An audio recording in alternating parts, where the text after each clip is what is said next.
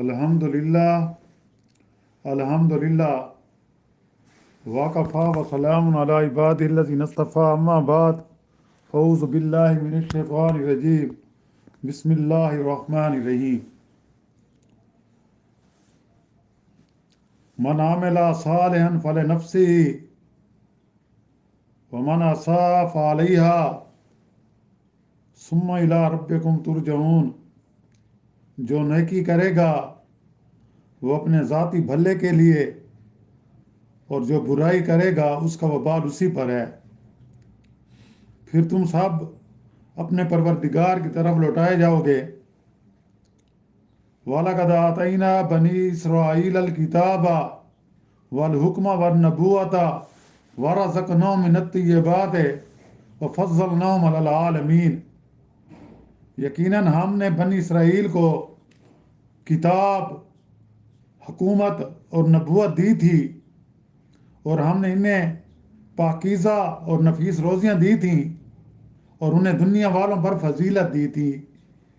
سبحان ربک رب العزت عما یصفون وسلام علی المرسلین والحمد للہ رب العالمین۔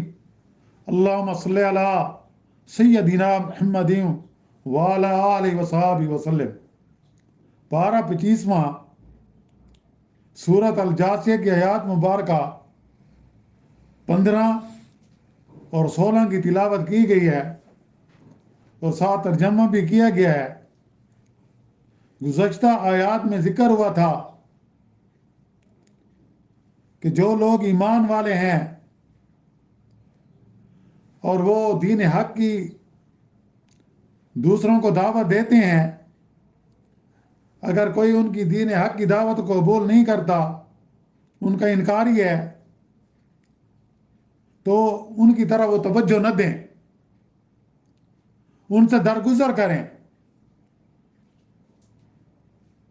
اور وہ دین حق کا اس لیے انکار کرتے ہیں، اللہ کی توحید کا اس لیے انکار کرتے ہیں کہ انہیں آخرت پر یقین نہیں ہے۔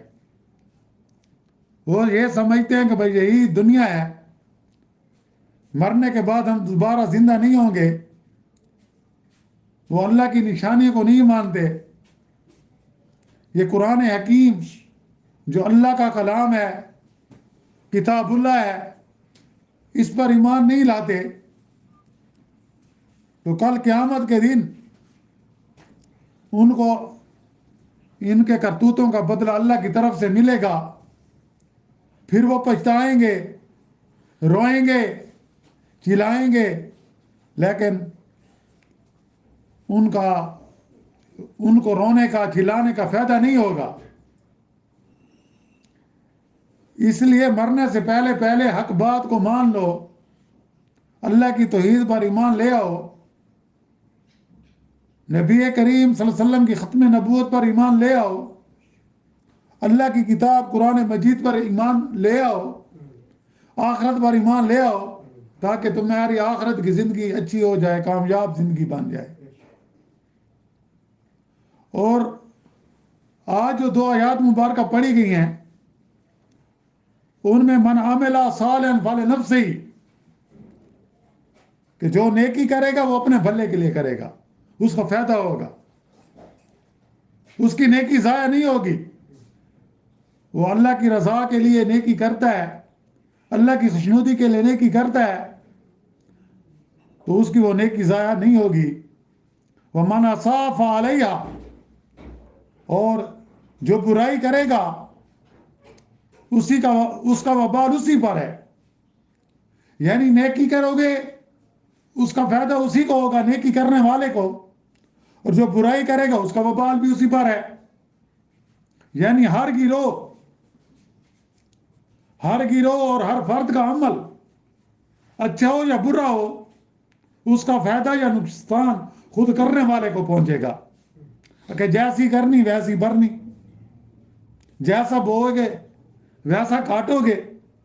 یہاں نیکیوں کا بیج بوؤ گے تو آگے آپ کو کامیابی ملے گی، کسی دوسرے کو نہیں۔ یعنی کسی دوسرے کا وبال کوئی دوسرا نہیں اٹھائے گا، بوجھ بلکہ ہر ایک اپنا بوجھ خود اٹھائے گا. جو نیکی کرے گا نیکی کا ایوارڈ اسی کو ملے گا، جو برائی کرے گا اس کی سزا بھی اسی برائی کرنے والے کو ملے گی، دوسرے کو نہیں ملے گی.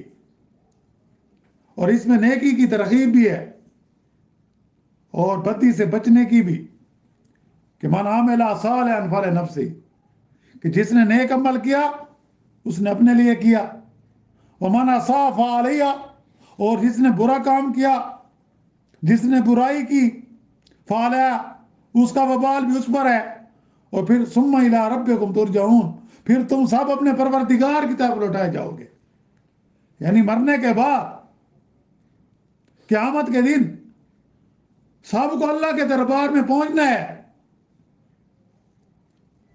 بس ہر ایک کو اس کے عملوں کے مطابق جزا دی جائے گی. ان سے پوچھا جائے گا تم نے زندگی کیسے گزاری تھی، کیسے اعمال کیے تھے. نیکوں کو نیک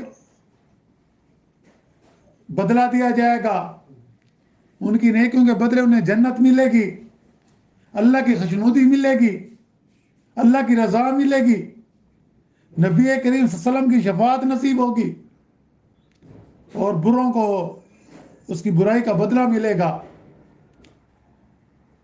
ان کو سزا ملے گی، ان کو جہنم ملے گی. اللہ سے دعا ہے کہ اللہ ہمیں نیکیوں کرنے والا بنائے. اللہ تعالیٰ ہمیں نیک اعمال کرنے کی توفیق عطا فرمائے اور ان کو اپنے دربار میں پھر قبولیت فرمائے. اور پھر فرمایا وَلَقَدْ آتَيْنَا بَنِي إِسْرَائِيلَ الْكِتَابَ.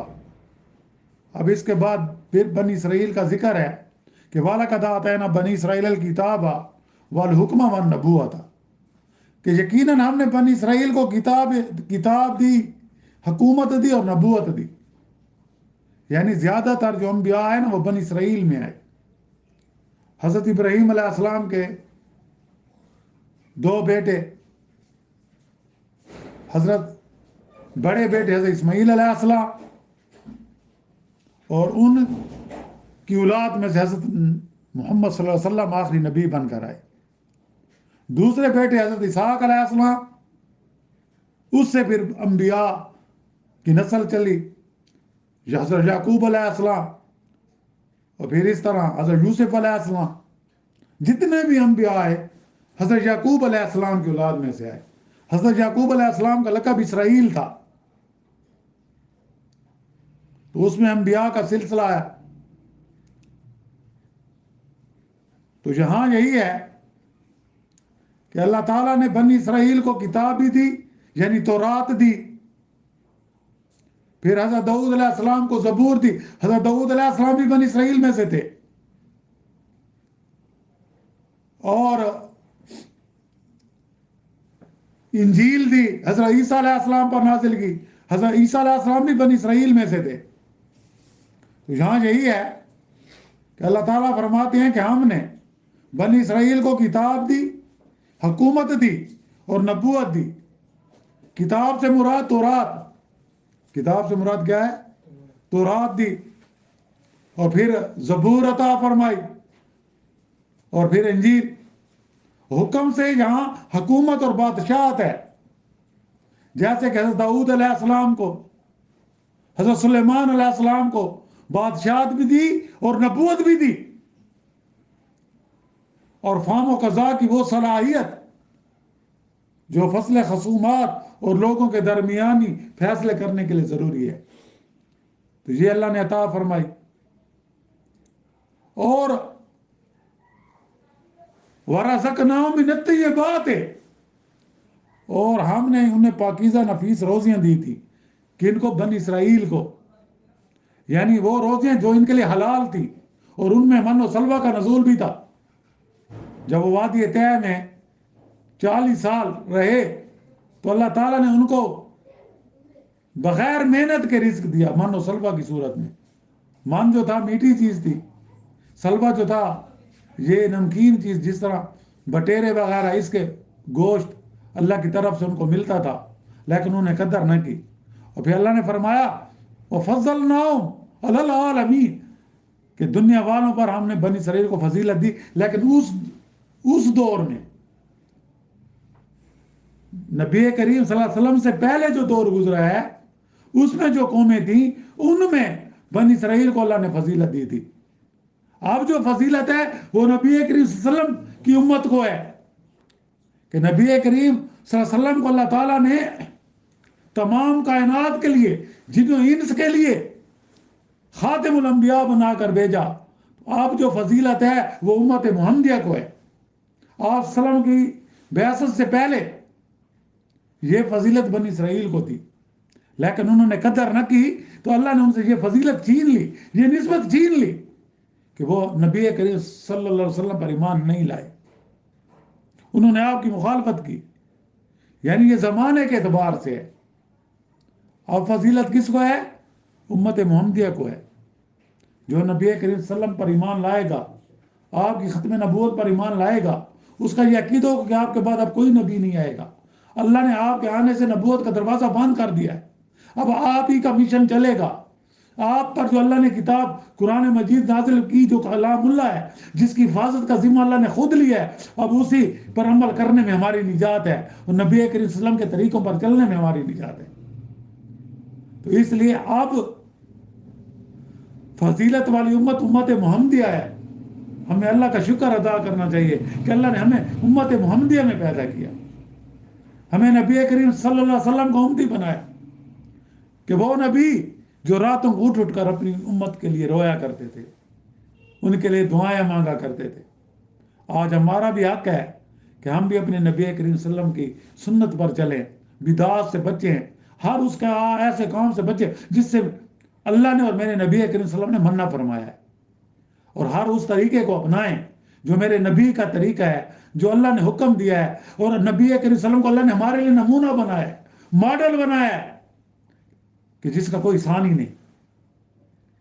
اللہ سے دعا ہے کہ اللہ تعالیٰ ہمیں دین کی سی سمجھ عطا فرمائے اور بقیہ زندگی قرآن و سنت کے مطابق گزارنے کی توفیق عطا فرمائے.